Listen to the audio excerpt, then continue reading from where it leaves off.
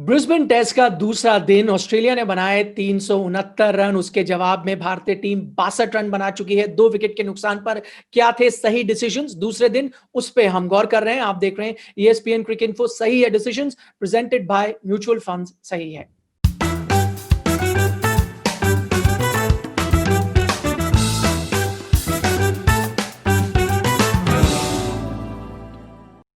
तो मेरे साथ हैं आकाश चोपड़ा। आकाश, अक्सर हमारे पास 3 या 4 सही डिसीजन होते हैं, आज तो एक सत्र हुआ ही नहीं तो 2 ही सही डिसीजन है। पहला वाला ये है कि नटराजन का हमने देखा, आपने उनके बारे में चर्चा भी की है, इंप्रेस भी हुए आप उनसे।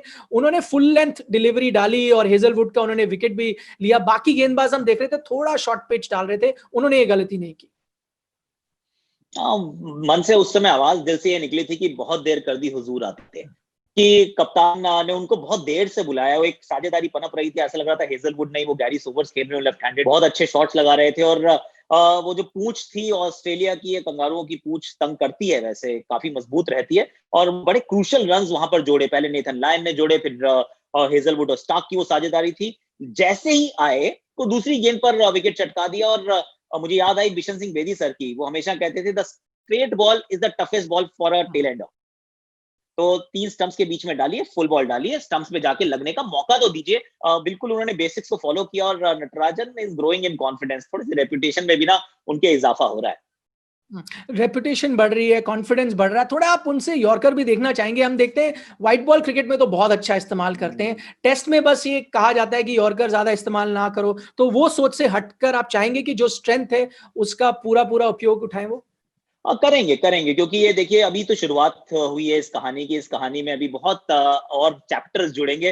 पहले तो नर्व्स ही बहुत होती हैं टेस्ट क्रिकेट में, क्या करना है ये उनसे पता नहीं होता, क्योंकि उनका जो फर्स्ट क्लास का एक्सपीरियंस है वो भी ज्यादा नहीं है। बहुत लिमिटेड फर्स्ट क्लास एक्सपीरियंस है। वो रैपिड पेस नहीं है, एयर में 145 तो नहीं डालते, 135 136 डालते हैं। ऐसे में अगर रिवर्स स्विंग ना हो रही हो तो फिर बैट्समैन को यॉर्कर से बीट करना बहुत मुश्किल होता है। तो शायद वो एक रोल भी दिया गया होगा उनको कि आप रन लीक मत कीजिए, क्योंकि शार्दुल ऑलरेडी बहुत महंगे और नवदीप सैनी नहीं है। तो मुझे लगता है कि अभी समय आएगा, जब वो यॉर्कर का समय भी आएगा, जब ये शायद भारत में कभी खेलने का मौका मिले, गेंद पुरानी हो जाए, रिवर्स स्विंग हो रही है, तो वहां फिर हमें इनका ये वाला रूप भी देखने को मिलेगा।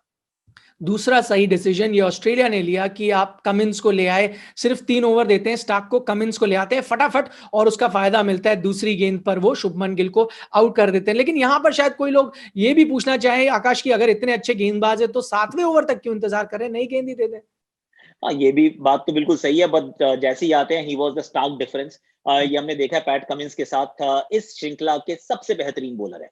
जब जब आते हैं तब तब चांसेस क्रिएट करते हैं, जब चांसेस नहीं भी क्रिएट करते तो वो रन नहीं बनाने देते हैं। आई वोंट बी सरप्राइज कि अगर आप उनका इकोनॉमी हो सकता है इस श्रृंखला में बतौर फास्ट बॉलर या बतौर गेंदबाज किसी का भी उनसे बेहतर नहीं होगा। लंबे स्पेल्स डालते हैं और विकेट टेकिंग बॉल्स डालने की उनके पास काबिलियत है। सही है। सवाल तो है कि आप उनको नई गेंद भी दे दीजिए, पर सामने वाली टीम इतनी उनके पास विकल्प मौजूद हैं, एक से एक बेहतर है। अभी तो हम ये भी कह सकते हैं कि मिचेल स्टार्क को थोड़े से और ओवर करवा दीजिए, क्योंकि नई गेंद से ही तो आती है उनकी असली धार। अगर आपने उनको नई गेंद नहीं दी तो फिर आपने उनके कद को ऑलरेडी थोड़ा छोटा कर दिया है। हेजलवुड भी नई गेंद से इस पिच पे बहुत प्रभावशाली होंगे, ऐसा सबका मानना रहता है। तो ये मुश्किल डिसीजन है टिम पेन के लिए, पर वो जब भी गेंदबाजी करते हैं तो सामने वाली टीम थोड़ी पेन में नजर आती है। ये बात भी सही है। बहरहाल आप देख रहे थे ESPN क्रिकेट इन्फो। सही है decisions, presented by mutual funds. सही है।